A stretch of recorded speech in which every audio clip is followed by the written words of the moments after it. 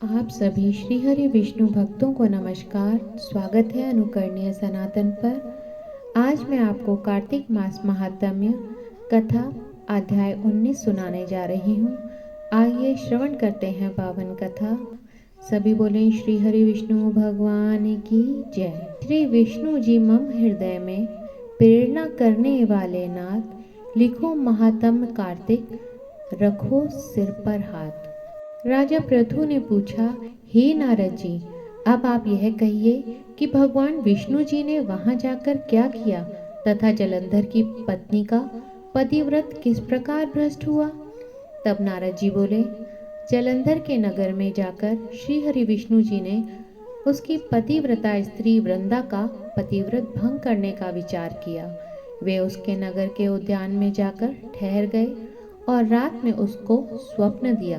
वह भगवान विष्णु जी की माया और विचित्र कार्य पद्धति थी और उसकी माया द्वारा जब वृंदा ने रात में वह स्वप्न देखा कि उसका पति नग्न होकर सर पर तेल लगाए महिष पर चढ़ा है, वह काले रंग के फूलों की माला पहने हुए है तथा उसके चारों ओर हिंसक जीव हैं, वह सिर मुंडाए हुए अंधकार में दक्षिण दिशा की ओर जा रहा है, उसने नगर को अपने साथ समुद्र में डूबा हुआ इत्यादि बहुत से स्वप्न देखे।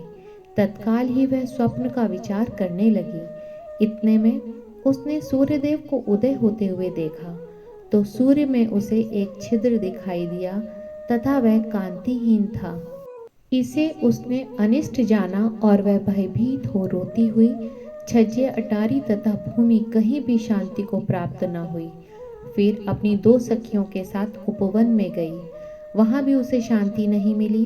फिर वह जंगल में निकल गई, वहां उसने सिंह के समान 2 भयंकर राक्षसों को देखा, जिससे वह भयभीत हो भागने लगी।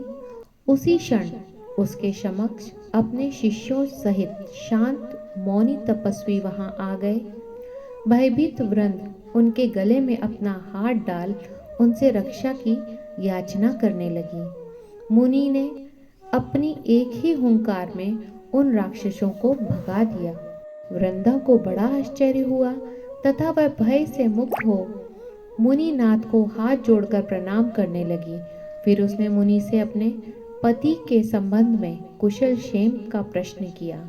उसी समय 2 वानर मुनि के समक्ष आकर हाथ जोड़कर खड़े हो गए और ज्यों ही मुनि ने भ्रकुटी संकेत किया, त्यों ही वे उड़कर आकाश मार्ग से चले गए।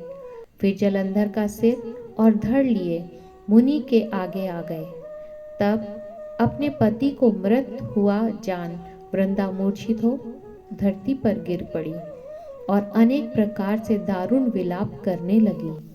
पश्चात उस मुनि से कहा, हे कृपानिधे, आप मेरे इस पति को जीवित कर दीजिए।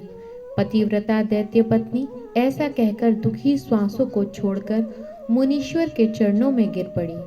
तब मुनीश्वर ने कहा, यह भगवान शिवजी द्वारा युद्ध में मारा गया है, जीवित नहीं हो सकता, क्योंकि जिसे भगवान शिव शंकर जी ने मारा है वह कभी जीवित नहीं हो सकता। परंतु शरणागत की रक्षा करना सनातन धर्म है, इसी कारण कृपा कर मैं इसे जिलाए देता हूँ, अर्थात इसे जीवित कर देता हूँ। नारद जी ने आगे कहा, वह मुनि साक्षात श्री हरि विष्णु भगवान ही थे, जिन्होंने यह सब माया फैला रखी थी। वे वृंदा के पति को जीवित करके अंतर्ध्यान हो गए। जलंधर ने उठकर वृंदा को आलिंगन किया। वृंदा भी पति को जीवित हुआ देख अत्यंत हर्षित हुई और अब तक की हुई बातों को स्वप्न समझा। तत्पश्चात वृंदा बड़े दिनों तक अपने पति के साथ विहार करती रही। एक बार सुरत काल के अंत में उन्हीं श्री हरि विष्णु को देखकर उन्हें ताड़ित करती हुए बोली, मैंने जान लिया है कि मायावी तपस्वी तुम ही थे। हे विष्णु, हे पराई स्त्री से गमन करने वाले विष्णु, तुम्हारे शील को धिक्कार है। इस प्रकार कहकर कुपित पतिव्रता वृंदा ने अपने तेज को प्रकट करते हुए भगवान श्री हरि विष्णु जी को श्राप दिया। तुमने माया से 2 राक्षस मुझे दिखाए थे, वही दोनों राक्षस किसी समय तुम्हारी स्त्री का हरण करेंगे।